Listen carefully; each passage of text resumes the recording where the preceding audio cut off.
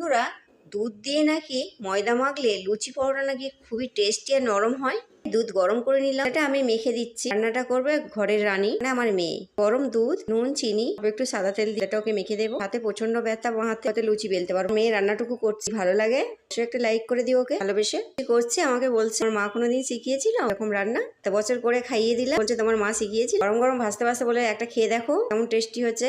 সত্যি খেয়ে দেখলাম, খেলে বুঝতে পারতাম আমি নরম আর খুবই টেস্টি। আমিও খাচ্ছি, ওকে খাইয়ে দিলাম। এতে করেছিল সাদা আলুর তরকারি, পাঁচফোড়ন দিয়ে। পরোটার সঙ্গে সাদা আলু কিন্তু জমে যায়। আলুর তরকারি করেছিলাম জন্মাষ্টমীর দিন সন্ধ্যাবেলা। সোনাদের কিছু করে দিতে পারলাম না, জল মিষ্টি দিয়ে ছেড়ে দিলাম। পেটটাও খারাপ, নিরামিষ বাসন ছিল না। যদি তোমাদের ভালোবাসা কোনোদিন উঠতে পারে, গোপুসোনাকে সবকিছু করে দেবো। পরের ভিটেতে কিছু করতে ইচ্ছে করে না। বাড়িতে ছিলাম জানো তো, কেন ওইরকম অবস্থা না, নিজের কিছু হচ্ছে দিন আমি সেরকম ভাবে কিছু করবো। ভিডিওটা যদি ভালো লাগে, বন্ধুরা এখনো খাইনি দিয়ে পরোটা লুচি করা অবশ্যই খেতে পারো, নরম। আমি করে খেলাম, খুবই নরম দেখছি, টেস্টি। তোমাদের বুক ভরা ভালোবাসা দিও। দেখা হচ্ছে